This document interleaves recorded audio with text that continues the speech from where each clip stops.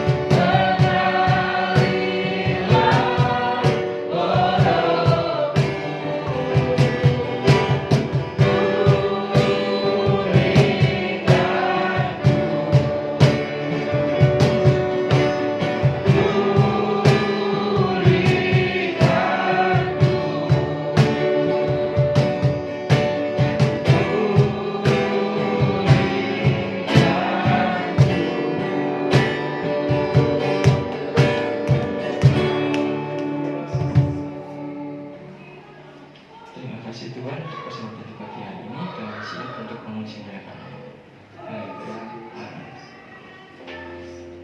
Bapak Ibu Saudara, adakah sukacita hari ini?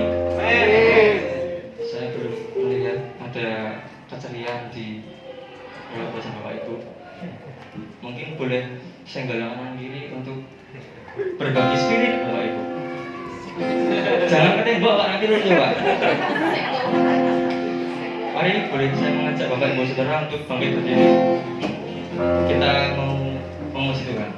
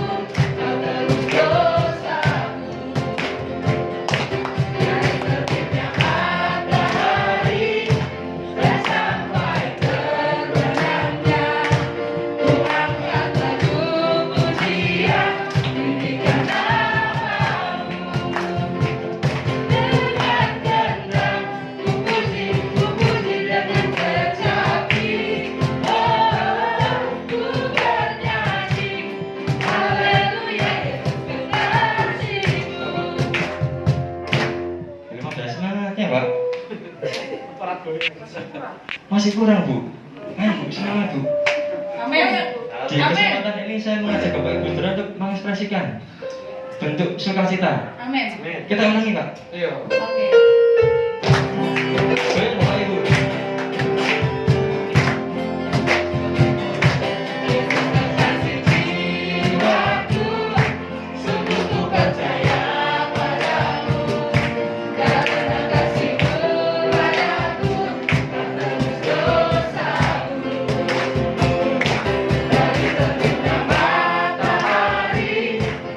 Sampai terbenamnya, Tuhan kata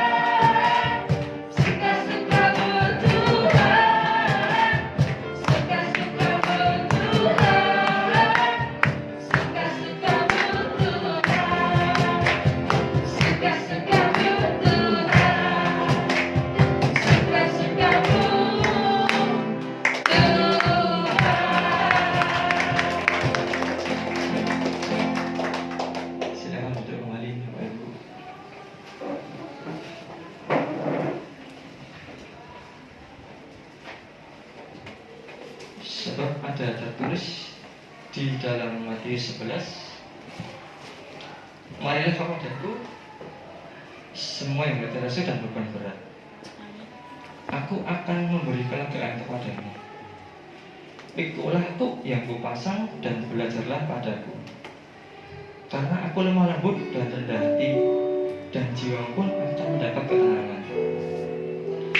Sebab kuk yang kupasang itu enak dan bebanku pun ringan.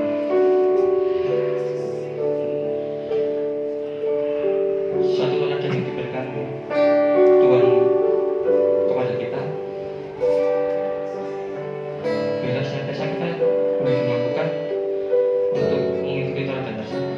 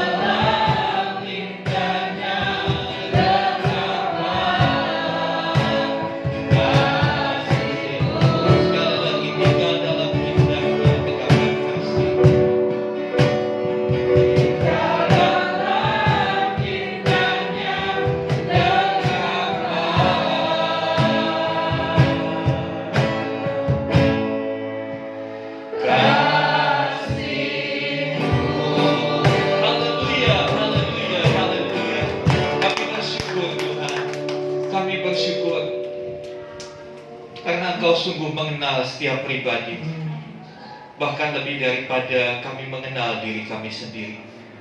Engkau tahu kelebihan dan kelemahan kami. Sebab itu,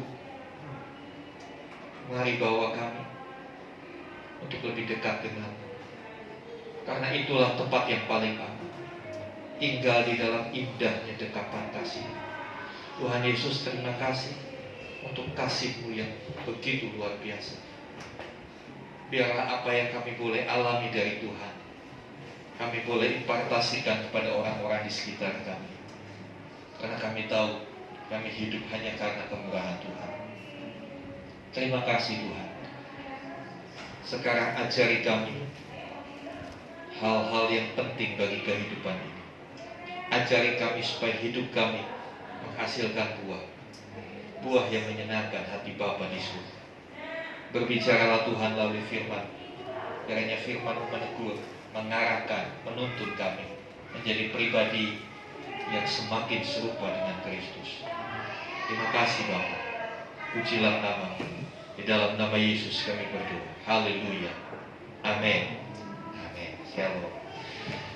Ya, terima kasih untuk di Present Worship yang sudah melayani kita dalam memuji dan menyembah Tuhan. Saudara yang dikasih Tuhan, hari ini kita bersyukur, ya, kita bersuka cita saudara-saudara kita yang sakit sudah disembuhkan, sudah dipulihkan Tuhan. Haleluya. Terima kasih untuk setiap dukungan doa dari Bapak Ibu sehingga saudara-saudara kita boleh kembali sehat. Ya.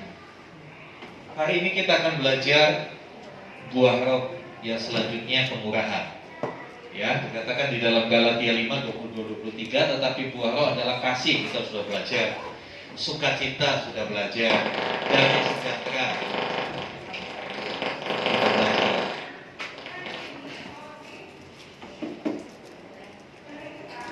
Iya. Kesabaran kita sudah belajar. Dan hari ini kita belajar kemurahan. Tapi kira-kira sudah praktek belum tentang kesabaran, saudara? Sudah praktek belum? Jangan sebelahnya. Menurut kamu saya sudah sabar belum? Iya, saudara. Memang proses untuk menghasilkan buah itu tidak cepat. Tidak sekejap langsung jadi, langsung simsalabim jadi sabar. Gak seperti itu. Ada proses, ada waktu di mana kita harus terus belajar dan belajar. Ya, bersyukurnya kita tidak sendiri. Ada Roh Kudus yang selalu memberikan kekuatan kepada kita. Amin. Ya, selanjutnya kita akan belajar tentang kemurahan. Apa sih kemurahan? Ya, kemurahan itu bukan kamu jual berapa ini? Jual 10.000. Kok murah amat? Bukan begitu maksudnya kemurahan. Murahan banget sih kamu jual gitu ya. Bukan begitu. Ya. Jangan keliru ya. Satu kali saya pernah juga ngalami seperti itu ya. Setelah saya tinggalkan Kalimantan Barat, tempat pelayanan saya beberapa waktu yang lalu, saya sempat kembali lagi ke sana. Saya mau ketemu dengan satu rekan saya hamba Tuhan. Dia tanya, Pak, katanya punya kebun sawit. Iya, tapi sudah saya jual. Jual berapa? Saya bilang jual sekian. Kok kemurahan? Ya, bukan itu maksudnya kemurahan di sini. Ya, bukan urusan jual beli barang. Ya, next. Apa itu kemurahan? Ya, kemurahan dalam bahasa Yunani yang dipakai kata Christotes. Kata ini muncul 8 kali dalam perjanjian baru. Ya, ada 8 ayat yang menggunakan kata Christotes. Kita akan lihat satu persatu. Roma 2 ayat 4. Roma 2 ayat 4. Kita akan melihat dari ayat-ayat ini apa dan bagaimana sih kemurahan yang dimaksud itu. Roma 2 ayat yang keempat. Saya bacakan. Maukah engkau menganggap sepi kekayaan kemurahannya, kesabarannya dan kelapangan hatinya? Tidakkah engkau tahu bahwa maksud kemurahan Allah ialah menuntun engkau kepada pertobatan? Ada 2 kata kemurahan disebut ini. Ya, kata kemurahan yang muncul sebagai buah roh itu, kata itu sama dengan yang ada di ayat ini. Selalu dikaitkan dengan kemurahan Tuhan. Ya. Kemudian tolong Saudara Jo, Roma 3 ayat yang ke-12. Semua orang telah menyeleweng, mereka semua tidak berguna. Tidak ada yang berbuat baik, seorang pun tidak. Ya, seorang sebentar, ini agak. Ya, ini dikaitkan dengan kemurahan, bahwa selalu ada hubungannya dengan dosa. Kemurahan itu selalu ada hubungannya dengan dosa. Dikaitkan dengan dosa dan pelanggaran. Ya, Roma 11 ayat 22. Roma 11 ayat 22 saya bacakan. Maka aku Roma 11 ayat 22.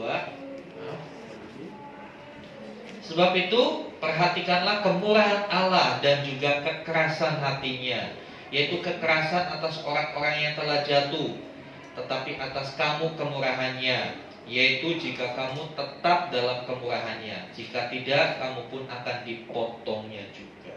Lagi-lagi ada kata kemurahan. Kemudian 1 Korintus 6 ayat 6. 1 Korintus 6 ayat 6. Kalian kita berlatih membuka-buka Alkitab, ya.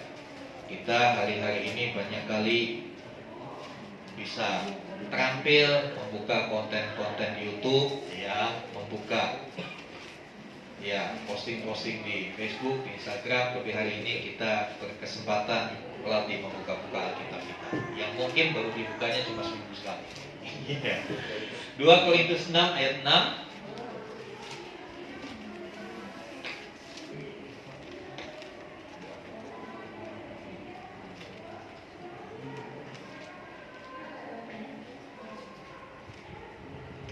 Dalam kemurnian hati, pengetahuan, kesabaran, kemurahan hati dalam Roh Kudus dan kasih yang tidak munafik. Ada kata kemurahan hati, Christotes disebut lagi. Ya. Kemudian Galatia 5 ayat 22 sudah kita baca. Efesus 2 ayat 7. Efesus 2 ayat 7. Supaya pada masa yang akan datang Ia menunjukkan kepada kita kekayaan kasih karunia-Nya yang berlimpah-limpah sesuai dengan kebaikannya terhadap kita dalam Kristus Yesus. Ada kata kebaikan, bahasa aslinya di situ pakai kata Christotes. Ya. Kemudian Kolose 3 ayat yang ke-12. Kolose 3 ayat yang ke-12. Karena itu sebagai orang-orang pilihan Allah yang dikuduskan dan dikasihinya, kenakanlah belas kasihan, kemurahan, kerendahan hati, kelemah lembutan dan kesabaran. Ada kata Christotes lagi di situ. Titus 3 ayat yang keempat.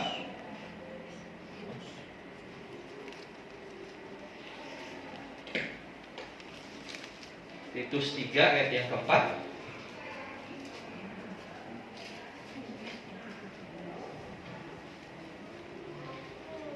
Tetapi ketika nyata kemurahan Allah, juru selamat kita dan kasih-Nya kepada manusia. Ya.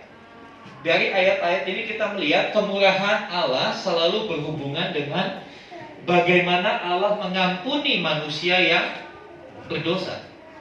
Kata kemurahan selalu dimunculkan dalam kaitan pengampunan Allah. Jadi salah satu buah roh yang harus dimiliki orang percaya adalah sifat seperti Allah ketika Dia mengampuni manusia yang berdosa. Bisa paham, saudara? Bagaimana Allah mengampuni manusia yang berdosa? Jadi kaitannya kemurahan Allah, kemurahan itu bukan hanya sekedar, Dia murah hati, bagi-bagi uang, ya kan? Murah hati enggak sesimpel itu. Murah hati tidak sesempit itu pengertiannya.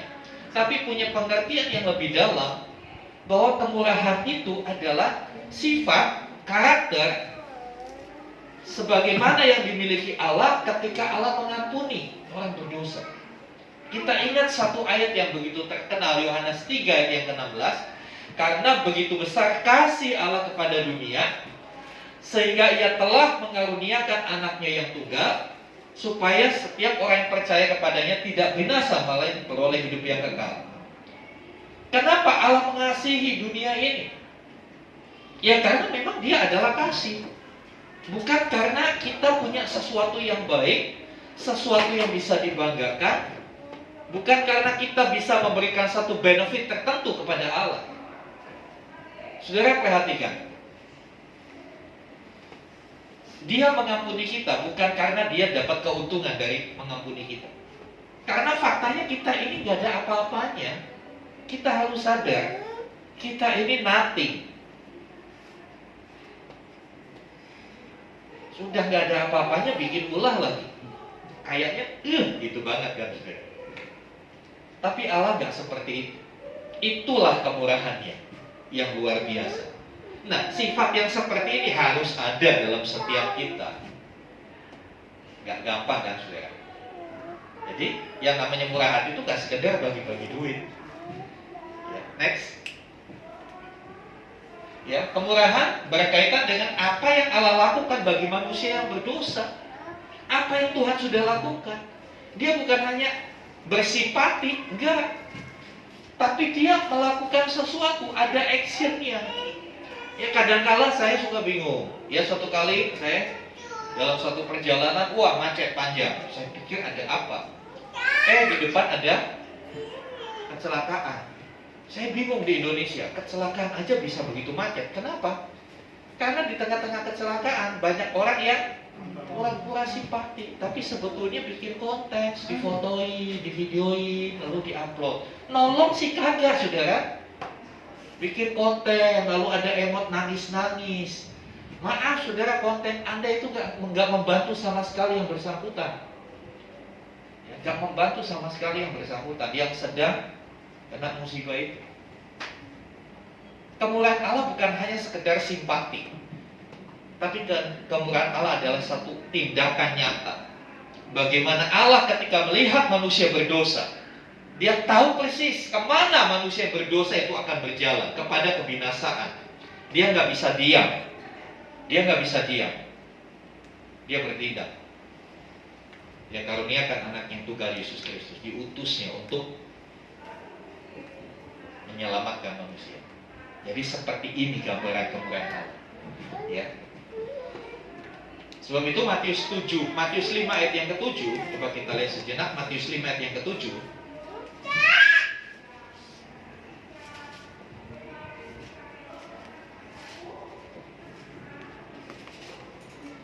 Ya, Matius 5 ayat yang ke-7 di sana dikatakan begini. Berbahagialah orang yang murah hatinya, karena mereka akan beroleh kemurahan. Jadi ada timbal baliknya. Kalau kita murah hati, kita beroleh kemurahan. Sama. Kemurahan ini ada kesamaan, kemiripan dengan pengampunan. Dalam doa Bapa kami, ya, dalam doa Bapa kami di bagian akhir, ampunilah kami seperti kami juga mengampuni orang yang bersalah kepada kami. Ada keterangan selanjutnya, sebab barang siapa tidak mengampuni, maka Bapamu yang di surga tidak mengampuni kamu. Selalu berkaitan, selalu sifatnya dua arah. Demikian juga dengan murah hati. Kita bermurah hati, kita terima kemurahan. Karena kita terima kemurahan dari Allah, kita diminta untuk bermurah hati. Satu ayat di dalam Lukas 6 ayat yang ke-36. Lukas 6.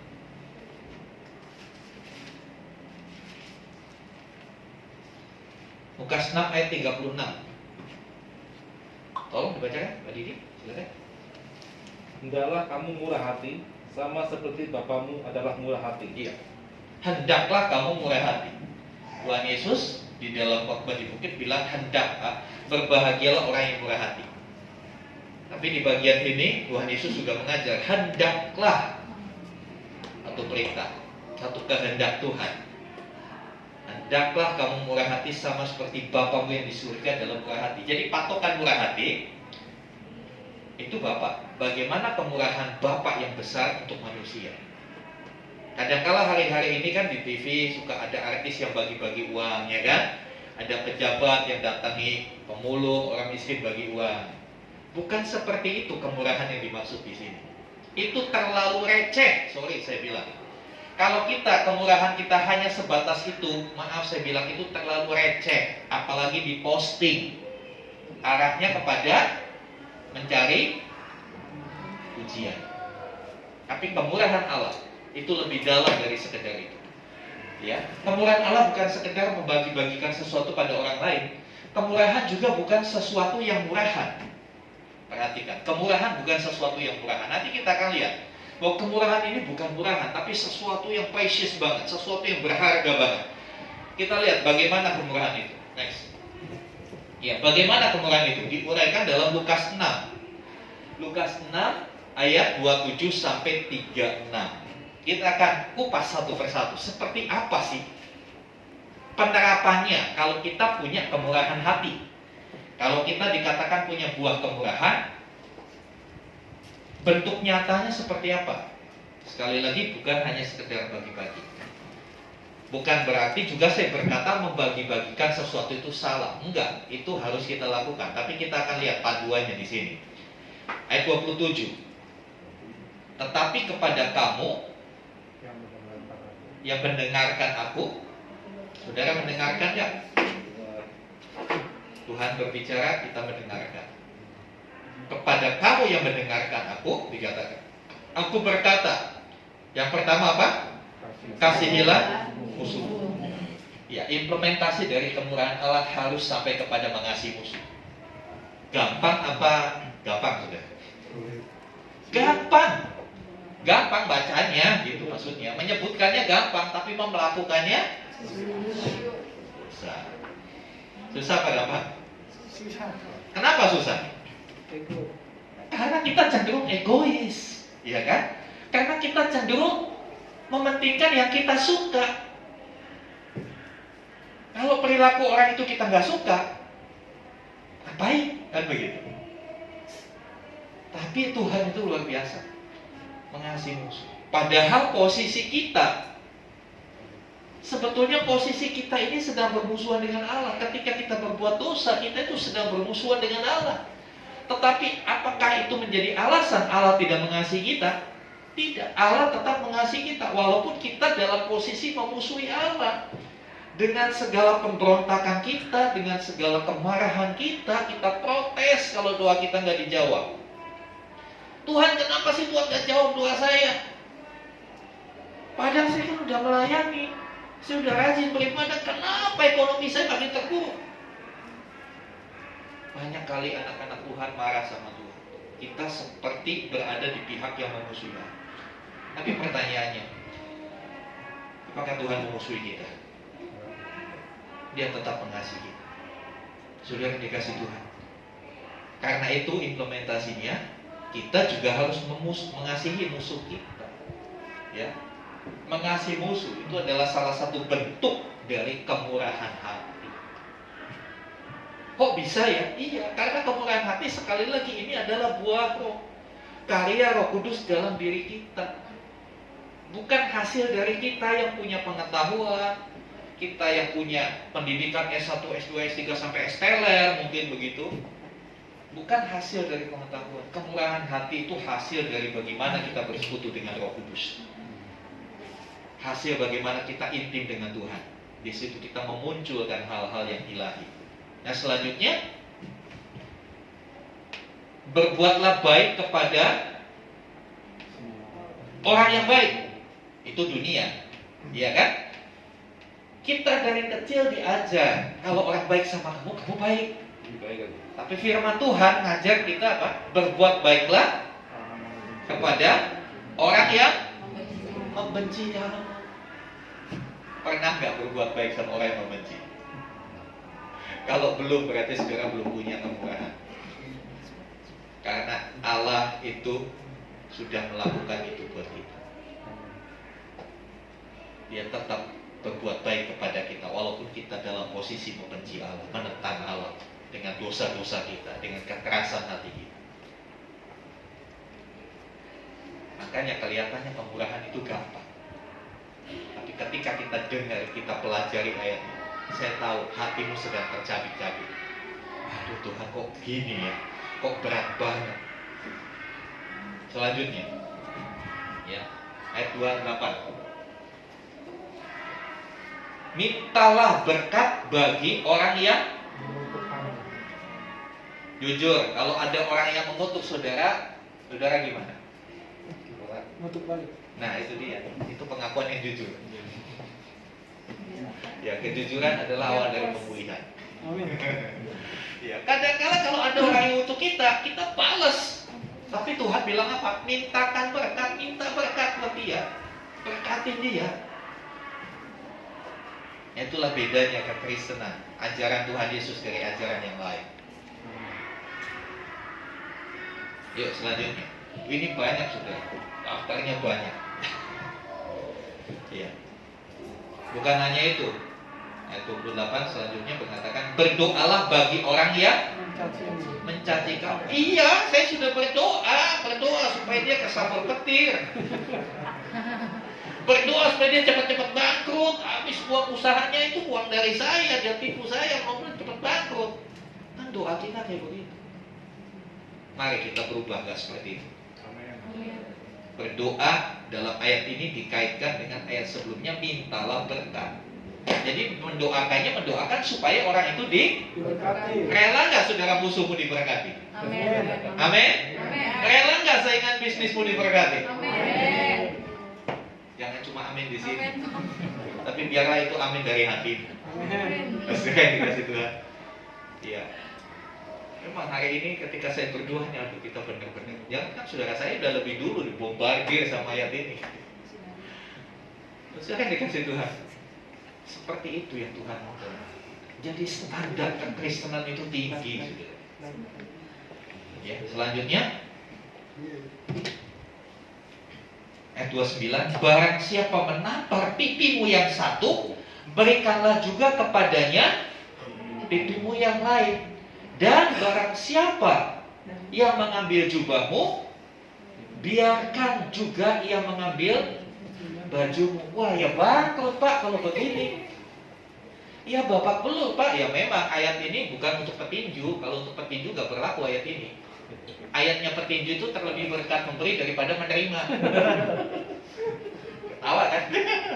Kalau petinju kan terlebih berkat memberi daripada menerima. Dia berusaha nggak sampai nerima, nggak sampai nerima pukulan gitu kan. Tapi di sini bilang kalau ada yang tampar kasih pipi yang sebelah, ya KO langsung Pak. Iya, karena apa? Kita bukan petinju. Konteksnya tidak bicara soal tinju, ya, bicara soal kemurahan hati. Artinya apa, saudara? Saya tulis next. Ya, ayat 29 ini saya simpulkan, memberi lebih dari yang diminta. Minta jubah, berikan baju. Berarti memberi itu lebih dari sekedar yang diminta. Jadi bukan hanya sekedar membagi-bagikan, tapi berilah yang lebih. Kalau dia sudah menyakiti kita, relakah hatimu untuk berkata oke? Kadang-kala kan kalau kita udah disakiti nggak mau dekat-dekat sama orang itu. Benar apa betul, saudara? Saya nggak mau lagi. Kenapa? Trauma, nanti sakit kedua kali. Tapi kalau orang yang sudah dipulihkan Tuhan, walaupun dia sudah disakiti, dia tetap baik sama orang. Dia tetap bina hubungan. Apakah Tuhan tidak pernah disakiti oleh kita? Sering, betul? Tapi apakah Tuhan menjauh dari kita? Makanya selalu untuk kemurahan hati, patokannya itu Tuhan. Patokannya itu Allah, bukan manusia. Karena kalau manusia ya begitu. Hubungannya hubungan transaksional. Kamu jual, saya beli. Kamu kasih, saya kasih juga. Kamu cemberut, saya juga cemberut. Kalau kamu senyum, saya juga senyum. Saudara yang dikasih Tuhan, kita punya standar yang berbeda dari dunia. Kita harus berani memberi lebih. Memberi lebih dalam pengertian seperti apa? Memberi hati kita yang lebih. Jangan gampang patah hati. Jangan gampang, bahasa zamanonya, baper. Selanjutnya ayat 30. Berilah kepada setiap orang yang meminta kepadamu, dan janganlah meminta kembali kepada orang yang mengambil kepunyaanmu. Nah, kalau ini yang susah, saudara. Jangan minta lagi yang sudah diambil. Artinya apa, saudara? Beri dan jangan minta kembali. Kalau sesuatu sudah lepas dari kita, udah urusan dia. Dan ketika kita bisa melakukan ini, kita tidak terikat dengan yang namanya harta. Ya. Pak, kalau ada orang yang menipu gimana, Pak? Saya harus minta balik dong. Saudara, saya bukannya gak pernah ditipu, saudara. Saya ditipu itu nominalnya, kalau dinominalkan dan kalau dibentukan barang sekarang, mungkin Alphard itu bisa dapat 2. Jumlah nominalnya tanah 3 hektar, kebun sawit 2 hektar, belum barang-barang. Udah gitu yang aku hamba Tuhan lagi, saudara. Keren kan? Tapi buat saya apa? Ya nggak apa-apa. Itu hanya harta dunia. Toh buktinya dengan ditipu itu semua saya tidak jadi miskin. Saya tidak jadi meminta-minta. Karena saya pegang ayat ini. Kalau orang ambil, jangan minta balik, biarin aja. Nanti Tuhan akan balikin buat kita, amin. Jadi ini yang menjaga hatimu. Hatimu tidak dongkol, hatimu tidak marah. Ketika marah, ya logika nggak jalan, sehingga apa yang kita kerjakan menjadi tidak produktif. Salah-salah terus karena dikuasai emosi yang berlebihan. Tapi ketika kita bisa merelakan itu, oke, dia curi, oke, silakan. Dengan satu keyakinan, Tuhan bisa ganti. Amin. Inilah kemurahan. Jadi kemurahan hati itu seperti itu. Dan sifat ini bukan sifat murahan, betul gak? Ini sifat unggulan. Amin. Kalau kita bisa begini, unggul hidup kita, saudara. Kita juga menikmati hidup. Selanjutnya, ayat 31. Berikanlah kepada setiap orang yang meminta kepadamu dan jangan minta kembali. Ya, ayat 30 itu. Jangan minta kembali pada orang yang mengambil kepunyaanmu. Jadi kalau ada yang nyuri, udah biarin aja. Relakan saja. Ayat 31. Dan sebagaimana kamu kehendaki supaya orang perbuat kepada kamu, perbuatlah juga demikian kepada mereka. Dan jikalau kamu mengasihi orang yang mengasihi kamu, apakah jasamu? Karena orang-orang berdosa pun mengasihi juga orang-orang yang mengasihi mereka. Jadi saudara dikasih Tuhan, perbuatlah sebagaimana kamu kehendaki orang perbuat kepada kamu. Ini yang saya katakan kasih yang aktif. Kasih itu aktif. Kemurahan hati itu aktif. Tidak menunggu. Tidak menunggu dikasih. Tapi kita melakukan dulu. Saudara suka diberi nggak? Suka kan? Diberi apapun. Diberi uang, diberi kue, suka kan? Firman Tuhan bilang, perbuat dulu itu. Kalau kamu suka diberi, ingin diberi, beri dulu. Itu prinsipnya Tuhan. Prinsipnya dunia kalau mau diberi, minta dulu, betul kan? Prinsipnya kan dunia gitu. Makanya kamu minta. Tuh orang tuamu kaya, okumu kaya, kenapa lu gak minta? Bodoh banget sih lu, kan gitu. Itu dunia. Tapi prinsipnya Tuhan. Lakukan. Kamu mau diperlakukan bagaimana? Bikin begitu dulu. Itu kasih yang aktif. Kita yang memulai. Kasih itu selalu dituntut untuk kita mengambil inisiatif. Seperti Bapa di surga yang berinisiatif mengasihi kita. Walaupun belum tentu juga kita mengasihi dia kan. Tapi dia berinisiatif mengasihi kita. Ya, selanjutnya.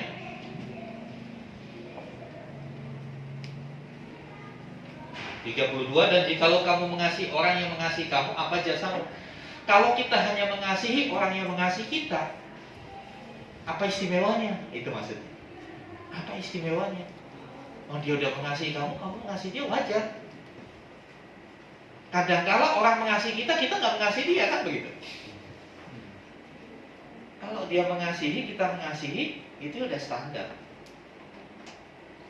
Karena apa? Karena orang berdosa juga lakukan begitu, katanya. Ya.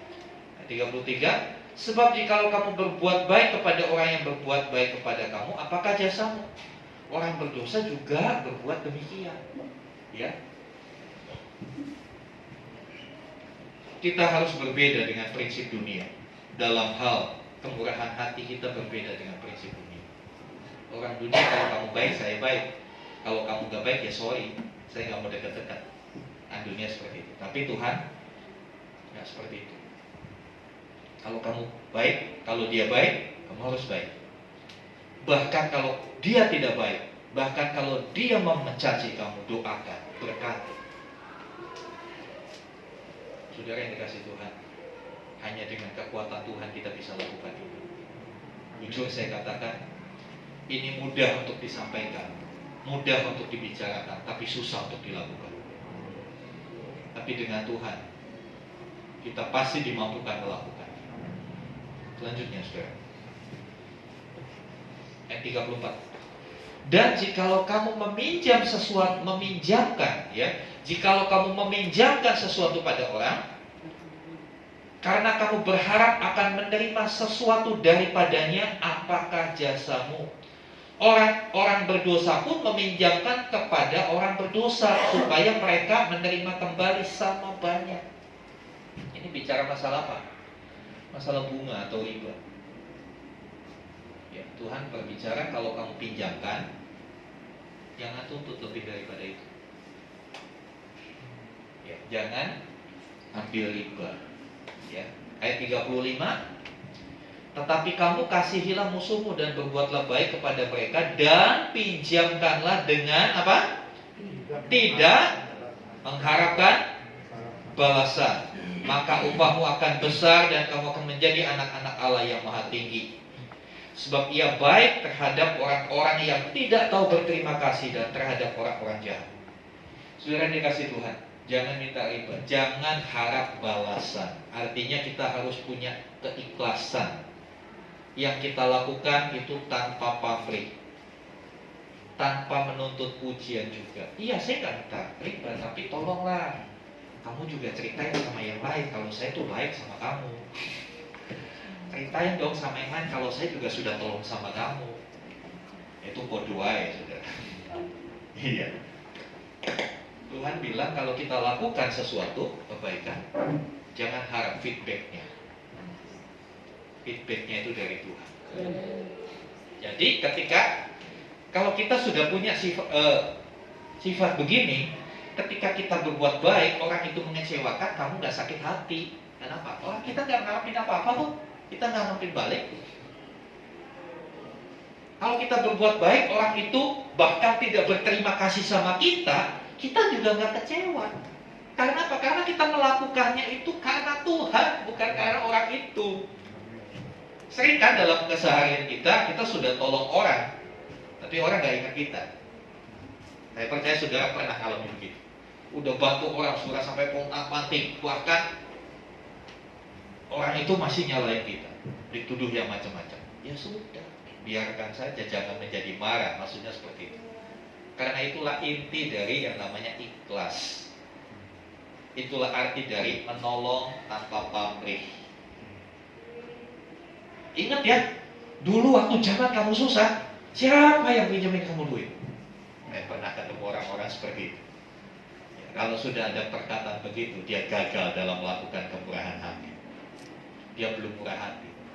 Dia sedang berusaha cari pujian. Dia sedang berusaha cari pengakuan. Kita nggak perlu pengakuan itu, saudara.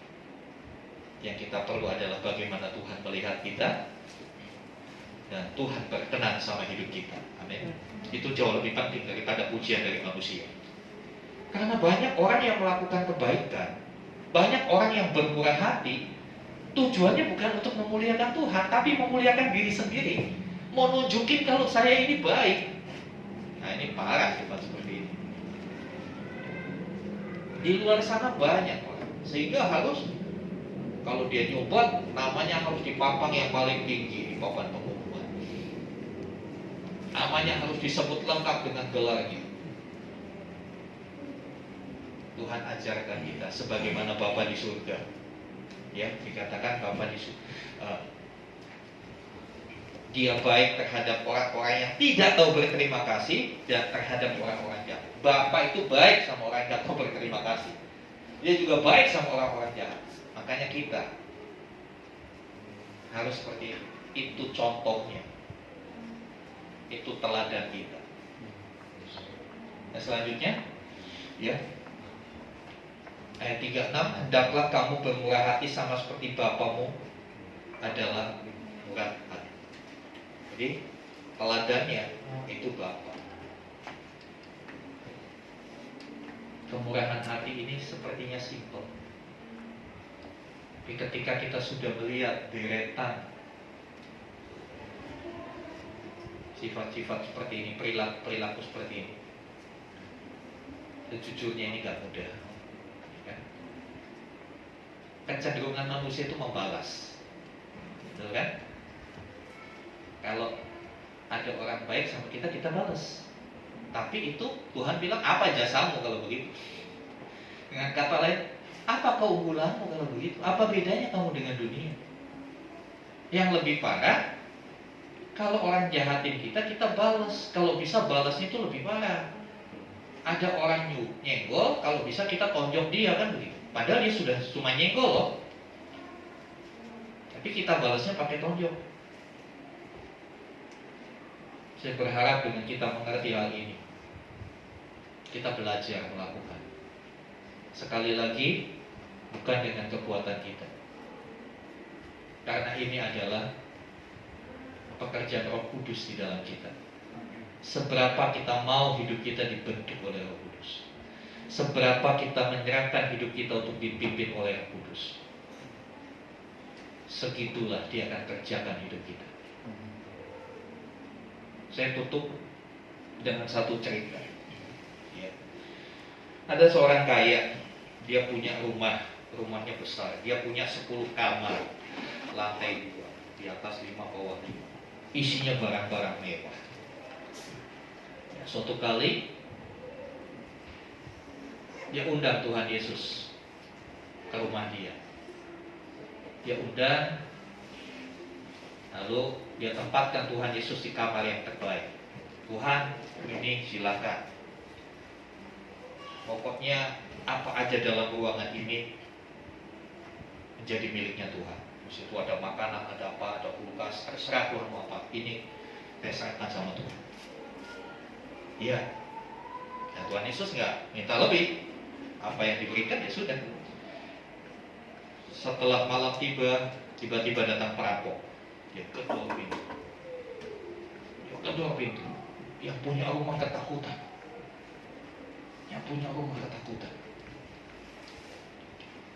Akhirnya perampok itu berhasil mendobrak rumah itu. Wah, harta dirampok habis-habisan. Cuma satu kamar yang tidak dihabisi barangnya. Kamar di mana Tuhan Yesus tinggal di situ. Esok paginya dengan muka cembetut dia bilang, Tuhan Yesus gimana sih? Kok Tuhan gak tolong saya? Ya Tuhan Yesus bilang, coba lihat, kamar yang kamu serahkan padaku, apakah ada yang hilang? Satu butir paku pun gak ada yang hilang. Dia lihat itu putus. Tapi kenapa Tuhan gak tolong saya? Tuh 9 kamar saya habis. Tuhan jawabnya sederhana. Bukankah kamu hanya menyerahkan satu kamar untuk aku? Dan bukankah aku sudah bertanggung jawab dengan kamar ini? Nangis pemilik rumah. Akhirnya selang berapa lama dia undang lagi Tuhan Yesus datang. Dia udah kembali, ekonominya pulih. Dia bilang, oke Tuhan, sekarang gini, 5 kamar buat Tuhan. Pas kan 5-5. Dulu katanya 10% aja. Dulu punya 10 kasih 10% aja udah cukup ya Tuhan, kan udah perpuluhan gitu kan. Ini dia kasih separuh, Tuhan aku kasih lebih deh Tuhan, separuh buat Tuhan. Iya, Tuhan Yesus gak pernah nuntut. Iya, Tuhan Yesus gak pernah nuntut. Lalu malam datang perampok, jangan dulu, wah dirampok 5 rumah yang tidak dikuasai Tuhan Yesus habis, 5 kamar maksudnya. Paginya dia bilang lagi, Tuhan aku udah kasih lebih loh sama Tuhan, aku udah kasih 5 masa kurang, kenapa Tuhan gak bertindak? Tuhan bilang, aku sudah bertindak dengan 5 kamar yang dikuasakan kepada. Bukankah semua barangnya bergeser pun tidak? Akhirnya Si orang kaya ini sadar, oh berarti aku harus serahkan seluruhnya bagi Tuhan. Amin. Kadang-kala kita seperti itu. Kita nyerahkan hidup kita itu hanya separuh-separuh sama Tuhan. Makanya Tuhan ubah hidup kita juga separuh-separuh. Kita kadang-kala masih pertahankan. Ini nggak bisa, ini daerah kekuasaan saya, ini kan privasi saya. Tuhan itu untuk urusan gereja aja. Untuk urusan bisnis ya saya. Tuhan nggak pernah bisnis, saya nggak pernah lihat Tuhan Yesus belum bisnis di Alkitab. Udah bisnis urusan saya. Saya bisa. Ya bisa. Iya memang Tuhan nggak pernah bisnis. Tapi bukankah Dia yang Maha Kuasa? Dia bisa atur segala sesuatu. Pagi hari ini saya tidak tantang saudara hanya beri 10% dari hidup. Tapi saya mau ajak kita, ayo serahkan semuanya sama Tuhan. Serahkan semua hidup, supaya Tuhan bisa bekerja total dalam hidup kita. Supaya Dia bisa ubah hidup kita sepenuhnya, enggak cuma 1-2 bagi. Karena kalau kita ngajak, betapa pokoknya kita. Inilah cermin. Kadang-kala kalau kita berkaca dengan cermin dunia, kita berkata, iya setidaknya saya lebih baik dari tetanggaku. Setidaknya saya lebih baik dari abang-abangku. Tapi ketika kita berkaca sama firman Tuhan, ini cermin yang jujur. Dia bisa tunjukkan siapa kita sebenarnya. Bahkan Dia bisa bongkar setiap kebobrokan kita. Berani gak kita berkata sama Tuhan, iya Tuhan, aku mau dipulih, aku mau hidupku diperbaiki. Pujian tadi berkata, Dia pribadi yang mengenal kita. Dia tahu apa yang ada dalam hati kita. Yang kau sembunyikan, dosa-dosa yang kau sembunyikan Tuhan tahu. Mungkin istrimu tidak tahu, suamimu tidak tahu, tapi Tuhan tahu. Dia mengenal. Gak ada yang tersembunyi di hadapan. Saya gak janjian sama Mas Kurnia, tapi pujian ini begitu tepat. Mari buka hatimu. Mari sama-sama kita bangkit berdiri. Undang Pak Musik. Next slide. Iya. Apakah ini keputusan saudara? Maukah saudara hidup dalam kemurahan Tuhan? Pasti mau. Ya. Tapi apakah kita juga mau bermurah hati kepada semua orang seperti yang Tuhan Yesus minta? Mari kita baca statement ini bersama-sama. Sekali lagi, jangan hanya sekedar membaca, tapi membaca dengan sebuah pengertian dan kesadaran. Ya, 2, 3.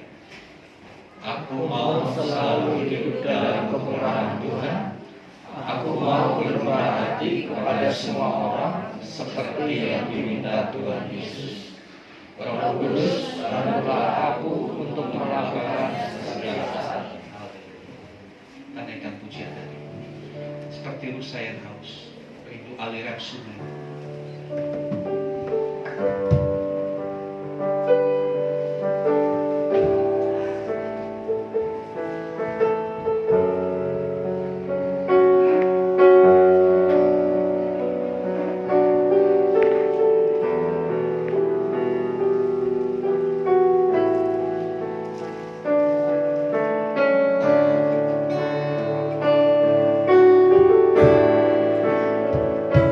Suara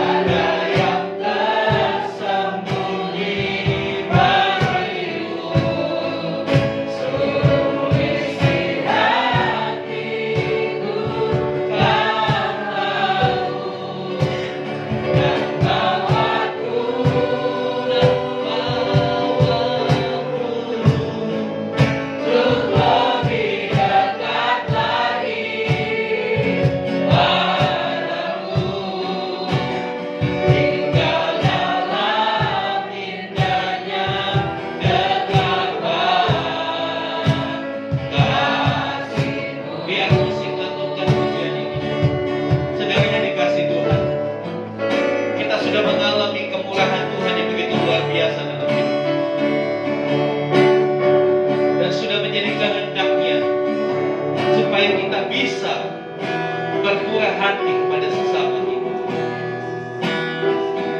Kita tidak bisa menjadi orang yang murah hati dengan kekuatan kita. Kita akan selalu gagal.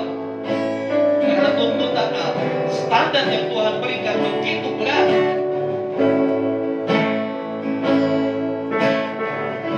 Kita bisa menjadi pribadi yang sehat kalau kita mau menyerahkan bukan hanya satu ruangan dalam hati kita, bahkan bukan hanya setengah ruangan di hati kita. Kita bisa menjadi pribadi yang berubah kalau kita menyerahkan seluruh ruangan yang ada di dalam hati kita. Yang mengenal hatimu, hati yang mungkin penuh dengan kepahitan, hati yang mungkin penuh dengan kekecewaan. Maukah kau dipulihkan pada hari ini? Maukah kau melepaskan setiap kepahitanmu, kekecewaanmu, dan menjadi pribadi yang berbeda? Iya, kalau kepahitan itu sudah dibuang, kebencian itu sudah disingkirkan dari hidup kita, kita bisa mengasihi orang menyakiti kita. Bahkan kita bisa berdoa untuk orang yang sudah memfitnah kita, membuat hidup kita sengsara. Mungkin dia mantanmu, mungkin dia suamimu, mungkin orang tuamu, atau rekan sekerjamu. Hari ini Tuhan akan kerjakan pemulihan buat siapapun.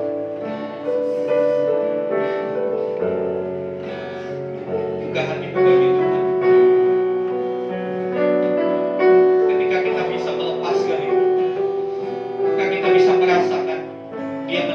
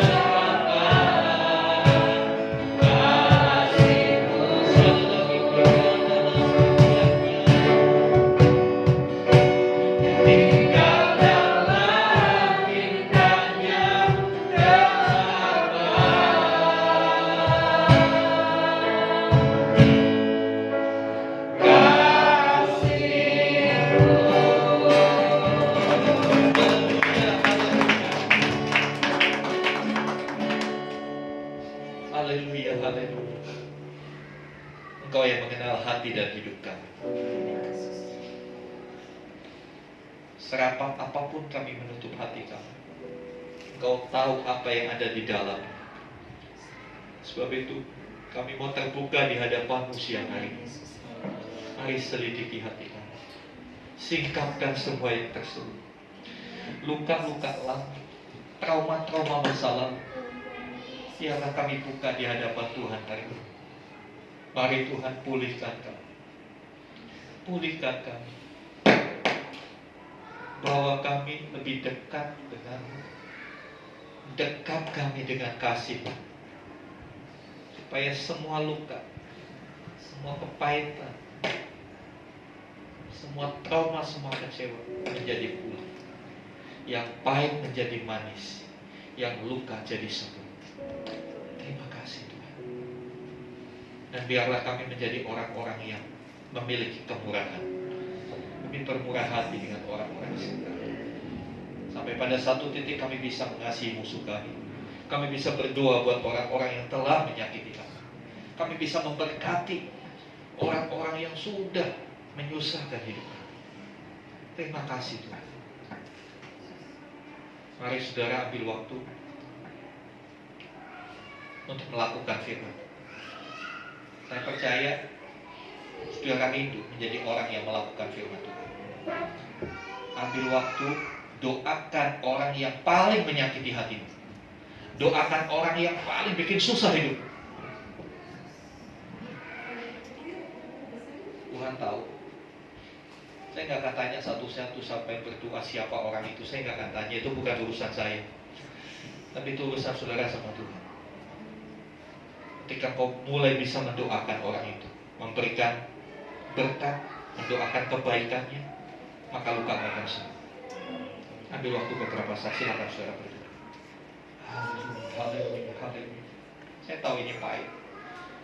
Saya tahu ini seperti luka itu dikasih suka, pahit. Tapi inilah caranya supaya luka itu sembuh. Haleluya, haleluya, haleluya. Roh Kudus kuatkan umat-Mu untuk mereka boleh menjadi pelaku-pelaku firman. Kuatkan tiap pribadi, mereka bisa berdoa, melakukan firman-Mu hari ini. Doakan kebaikan orang-orang yang sudah menyakiti mereka. Berikan kami pemahaman orang-orang itu ada di jalan yang salah. Orang-orang itu sedang keliru. Kami yang sudah mengerti kebenaran, kami punya tanggung jawab untuk mendoakan. Haleluya, haleluya, haleluya, haleluya, haleluya, haleluya. Terima kasih Tuhan. Terima kasih untuk pemulihan yang Tuhan berikan, yang Tuhan kerjakan dalam hati setiap kami. Kami tahu kalau kami simpan kepahitan, kami simpan kemarahan, kami simpan kekecewaan, itu justru akan merugikan kami sendiri. Itu akan menghancurkan kami pelan-pelan. Kami gak mau hidup ini hancur, tapi kami mau hidup ini pulih. Sebab itu kami mendoakan orang-orang yang telah menyakiti kami, sudah membuat susah sepanjang hidup kami, yang memfitnah kami. Kami mengampuni mereka. Berkatilah mereka ya Tuhan, supaya kepada mereka ditunjukkan jalan yang benar. Berkatilah mereka supaya mereka juga boleh berjumpa dengan Juru Selamat, yaitu Tuhan Yesus Kristus. Terima kasih Tuhan. Dan dengan penuh iman kami berkata, kami terima kesembuhan yang dari Tuhan. Kami terima pemulihan yang dari Tuhan. Untuk setiap trauma masa lalu, untuk setiap kepahitan, untuk setiap kekecewaan, jadi pulih dalam nama Tuhan Yesus. Jadi sembuh dalam nama Tuhan Yesus. Terima kasih Tuhan. Kami rindu tinggal tetap di dalam dekapan kasih. Hanya dekat denganmu ada damai sejahtera, ada kekuatan. Terima kasih Tuhan. Terima kasih. Di dalam nama Tuhan Yesus Kristus kami berdoa. Haleluya. Amin. Amin. Silakan duduk, saya serahkan.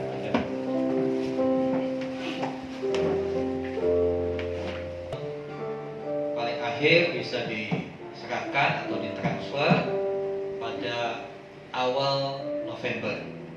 Ya, waktu sudah semakin dekat supaya panitia bisa segera bergerak mempersiapkan segala sesuatu untuk Natal. Ya, itu saja. Sekali lagi, Natal tanggal 10 Desember 2022 di Hotel Zurich Express, belakangnya McDonald Lipo. Ya, waktunya jam 5 sore. 11 Desember. Ya, maaf, 11 Desember. 11 Desember jam 5 sore. Ya, jadi buat Bapak Ibu yang sudah mempersiapkan diri, tolong dimantapkan lagi latihan-latihannya. Yang belum segera, karena waktu ini berjalan begitu cepat. Ya, kemudian ada satu yang perlu saya sampaikan. Ya, berhubung cuaca yang kurang begitu bersahabat, ya, banyak yang batuk pilek, panas, demam dan lain sebagainya, dihimbau kepada jemaat Tuhan untuk bisa menjaga kesehatan. Ya, Tuhan sudah kasih kesehatan sama kita. Tanggung jawab kita adalah menjaga kesehatan. Jangan ceroboh. Perhatikan pola makan, perhatikan pola hidup yang sehat. Karena itu tanggung jawab kita. Ya, itu tanggung jawab kita. Ya, saya kira itu. Kemudian untuk komsel Jumat ini di wilayah ASB. Ya, untuk komsel nanti informasi tempat dan sebagainya silakan di grup. Baik, itu saja yang bisa kami sampaikan. Mari sama-sama kita bangkit berdiri. Kita mau naikkan dua-dua syafaat kita kepada Tuhan. Haleluya. Bapa di surga, kami bersyukur kalau Tuhan sudah menjamah menyembuhkan saudara-saudara kami yang sakit.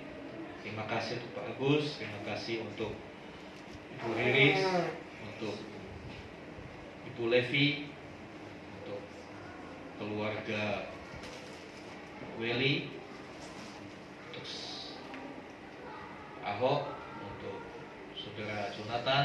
Tuhan sudah sembuhkan, pulihkan mereka. Kami bersyukur. Terus Tuhan sempurnakan pemulihan dalam saudara-saudara kami ini. Dan biarlah setiap kami juga dimampukan untuk kami boleh bertanggung jawab dengan kesehatan kami, sehingga kami tetap sehat, supaya dengan kesehatan itu kami boleh memuliakan Tuhan. Terima kasih Tuhan. Berkati umat Tuhan di tempat ini, apapun yang dikerjakan, diusahakan, Tuhan berkati. Perlindungan-Mu sempurna untuk setiap umat Tuhan. Anak-anak kami yang sekolah, Tuhan memberkati dalam studi mereka. Kiranya mereka boleh meraih masa depan yang penuh harapan bersama-sama dengan Tuhan. Kami juga menyerahkan bangsa dan negara kami ke dalam tangan Tuhan. Kami percaya tangan Tuhan ada atas bangsa ini. Berkat-Mu tercurah senantiasa buat Indonesia. Berkatilah para pemimpin kami, dari Bapak Presiden, Bapak Joko Widodo, sampai seluruh Menteri, DPR, MPR, DPD, TNI, Polri, bahkan setiap pemerintahan daerah, teristimewa Kabupaten Bekasi, Kecamatan Cikarang Pusat, Desa Banjarmukti. Kiranya mereka menjadi pemimpin-pemimpin yang bertanggung jawab, yang amanah, yang boleh membawa kemajuan untuk wilayah kami. Demikian juga untuk RT RW sekitar keberadaan rumah Tuhan di tempat ini. Kiranya kami boleh tetap berhubungan baik, kerjasama, sehingga nama Tuhan dipermuliakan. Terima kasih Bapak. Kami berdoa untuk saudara-saudara kami yang tidak dapat hadir, apapun yang menjadi kendala, kesulitan mereka, Tuhan memberkati. Juga menyerahkan Pak Giri dalam prosesi kedukaan ayahnya, Tuhan menolong, memberkati, memberikan penghiburan, dan kiranya semua prosesi berjalan dengan lancar. Terima kasih Bapak, terima kasih. Tak lupa kami juga berdoa untuk orang tua kami yang di kampung halaman. Diberkatilah kiranya orang tua kami, keluarga besar kami. Kiranya anugerah Tuhan tercurah buat mereka. Kekuatan iman, pengharapan yang teguh, kiranya itu boleh orang tua dan keluarga kami miliki, menghadapi hari esok bersama-sama dengan Tuhan. Terima kasih Tuhan. Kami juga berdoa untuk Natal. Kami bersyukur kami sudah mendapat tempat untuk kami merayakan Natal. Kiranya Tuhan memberkati acara ini bukan untuk kami, tapi untuk Tuhan. Di mana di Natal ini kami boleh bersyukur, kami juga boleh mempersembahkan hidup kami bagi Tuhan. Berkati panitia yang bekerja supaya mereka boleh melakukan segala sesuatu yang terbaik. Kami percaya Tuhan akan cukupkan pembiayaan untuk Natal tahun ini. Berkati juga hamba-Mu, Bapak Pendeta Martin Stefanus yang akan membagikan berkat firman Tuhan. Kiranya mulai hari-hari ini Tuhan sudah berbicara, menyatakan isi hati-Mu kepada hamba-Mu ini. Terima kasih Tuhan, terima kasih. Kami juga menyerahkan akan musyawarah daerah Gereja Bethel Bernakel tanggal 8 sampai 10 November di Puncak. Kiranya melalui musyawarah ini boleh dihasilkan keputusan-keputusan untuk kemajuan pekerjaan Tuhan di wilayah 1 GBT, supaya nama Tuhan dipermuliakan. Terima kasih Tuhan. Akhirnya Bapak Ibu Saudara, mari buka hatimu, angkat tanganmu. Dan sekarang saudara-saudaraku, terimalah rahmat anugerah dari Allah Bapa di sorga, di dalam kasih dan karya Tuhan Yesus Kristus, bersama-sama tuntunan dan pengurapan Roh Kudus. Terimalah berkat-berkat jasmani, terlebih lagi berkat rohani. Jadilah berkat dimanapun Tuhan menempatkan engkau. Karena itu pergilah, jadikanlah semua bangsa muridmu, dan baptislah mereka dalam nama Bapa dan Anak dan Roh Kudus. Dan ajarlah mereka melakukan segala sesuatu yang telah aku perintahkan kepadamu. Dan ketahuilah aku menyertai kamu senantiasa sampai kepada akhir zaman. Demikianlah kelak Tuhan Yesus akan datang kembali untuk menjemput kita, membawa kita masuk dalam kebahagiaan kekal, supaya di mana Tuhan Yesus berada, di situ pun kita boleh berada. Terima kasih Tuhan. Di dalam nama Tuhan Yesus Kristus, memohonkan doa berkat ini. Haleluya, haleluya. Amin.